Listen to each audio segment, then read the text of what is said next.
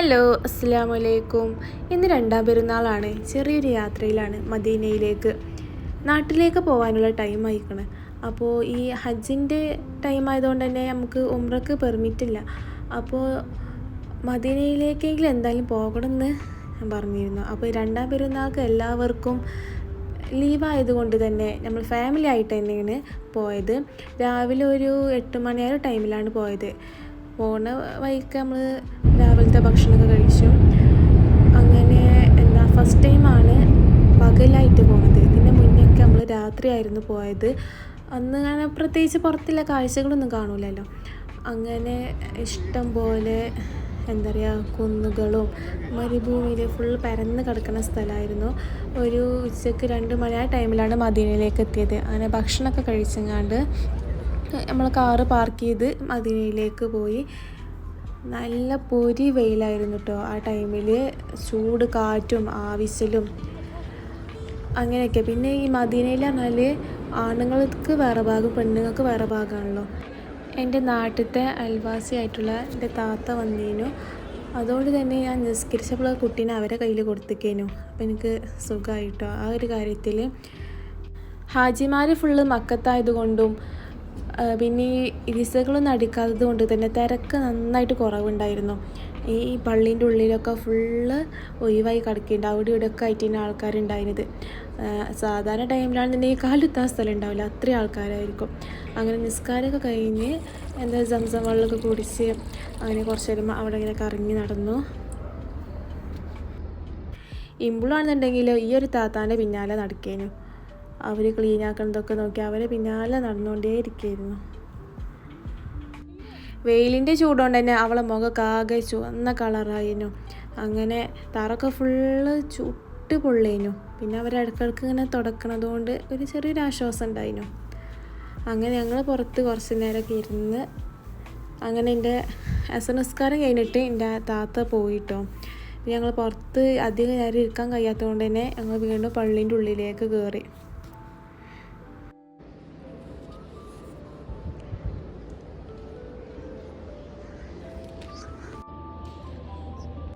മഗ്‌രിബിൻ്റെ time ആയതുകൊണ്ട് തന്നെ എല്ലാവരും വന്നുകൊണ്ടിരിക്കുകയാണ്. ഈ ഒരു ടൈമിൽ കുറച്ച് തിരക്കുണ്ടായിരുന്നു. അപ്പോൾ മഗ്‌രിബ് ബാങ്ക് കൊടുക്കുകയാണ് ഇപ്പോൾ.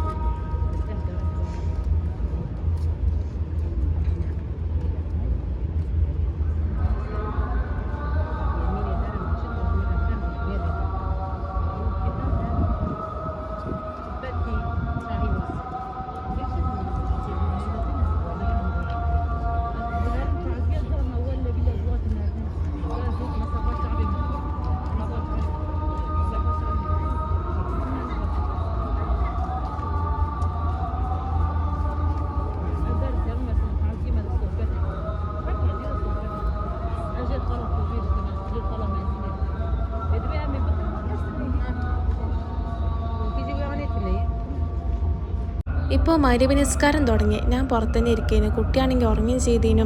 അപ്പോൾ അവരെ നിസ്കാരം കഴിഞ്ഞ് കുട്ടീനെ അവരുടെ കയ്യിൽ കൊടുത്തിട്ടാണ് ഞാൻ നിസ്കരിച്ചത്. അങ്ങനെ മഗ്‌രിബ് നിസ്കാരത്തിന് ശേഷം ഞങ്ങൾ യാത്ര തിരിച്ചു.